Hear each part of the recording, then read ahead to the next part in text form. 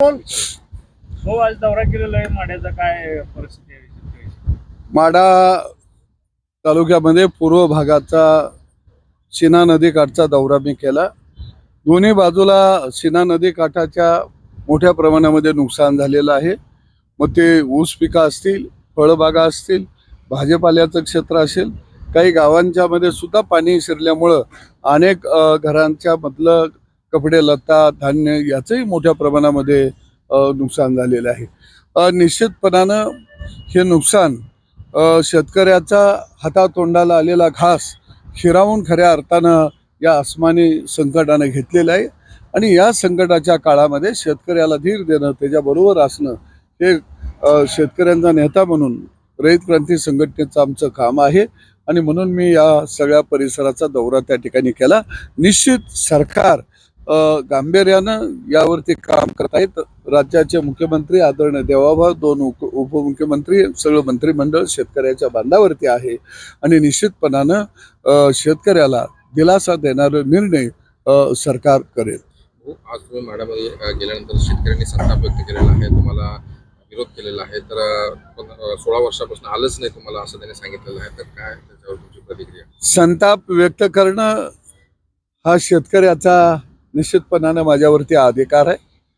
गेली 35 वर्ष मी शेतकऱ्याच्या प्रश्नावरती चळवळीच्या माध्यमातून खऱ्या अर्थानं या महाराष्ट्रामध्ये काम करत आहे।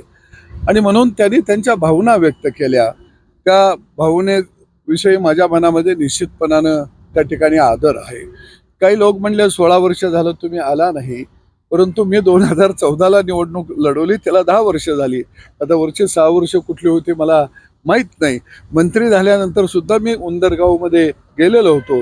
2021ला टेंभुर्णीला देवाभाऊंच्या अध्यक्षतेखाली शेतकऱ्यांचे आक्रोश सभा त्या ठिकाणी आम्ही घेतलेली होती। अनेक वेळा मी माढा मतदारसंघामध्ये येतो असतो, तसा महाराष्ट्रामध्येही जात असतो।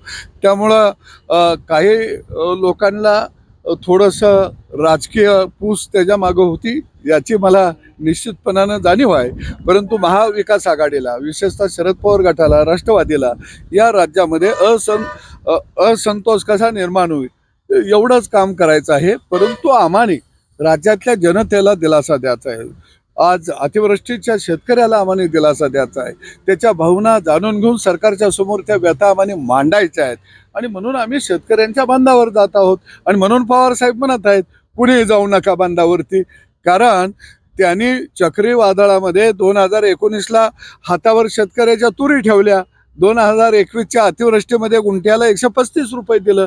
ज्यांनी दिलं नाही ते जाऊ नका म्हणत आहेत, पण जे देणार आहेत, ज्यांनी सांगली महापूर आणि कोल्हापूरच्या महापुरामध्ये देवाभाऊनी दिलं, ती माणसं आम्ही शेतकऱ्यांच्या बांधावर जात आहोत। कारण शेवटी शेतकरी जगला तर हे राज्य जगणार आहे, हा तेच जगणार आहे। शेतकऱ्यांची अशी मागणी आहे की 3400 रुपये जे आता जे सरकार देत आहे, महायुती सरकार 3400 रुपये एकरी असं मिळत आहे, तर आम्हाला 50,000 रुपये हेक्टरी असं त्यांनी मागणी करतात। निश्चितपणानं शेतकऱ्यांची मागणी जी आहे ती रास्त आहे।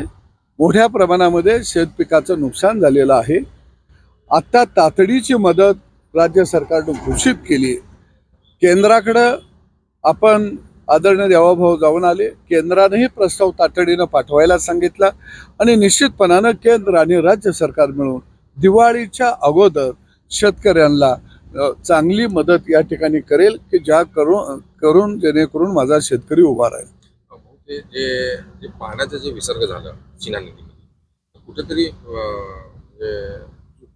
चुकीनं झालं का काय? विभागाची चूक आहे का त्याच्यामध्ये? जास्त प्रवाह सोडल्यामुळे ते सीना कोळेगाव जे प्रकल्प जे आहे धरणात सीना नदी, ते म्हणजे 2 लाख क्युसेसने पाणी सोडल्यामुळे सीना नदीला महापूर आलेला आहे। नाही, मला वाटतं की हवामान खात्याचा अंदाज लक्षात घेऊन पाणी सोडण्याचं नियोजनामध्ये काही त्रुटी राहिल्या का याची शासन स्तरावरनं उच्च चौकशी होणं अत्यंत गरजेचं आहे। यावेळी मोठ्या प्रमाणामध्ये सांगली, कोल्हापूर, सातारा विभागात सुद्धा पाऊस झाला, परंतु कर्नाटक सरकार आणि राज्य सरकार, पाटबंधारे विभाग समन्वय ठेवून पाणी सोडण्याचं नियोजन झालं।